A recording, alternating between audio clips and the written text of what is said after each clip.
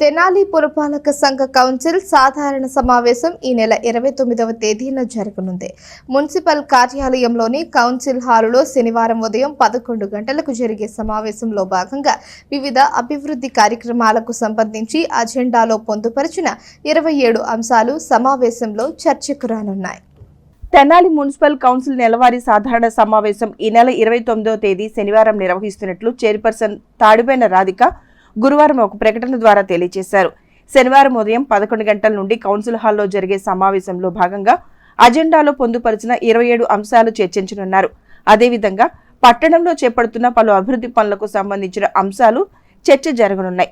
అజెండాలో పొందుపరిచిన మొత్తం 27 అంశాలు సమావేశంలో చర్చించి సభ్యులందరి సమ్మతితో ఆమోదించనున్నారు. కౌన్సిల్ సభ్యులు, కోఆప్షన్ మెంబర్లు సమావేశానికి హాజరు కావాలని చైర్పర్సన్ ఒక ప్రకటన ద్వారా సూచించారు.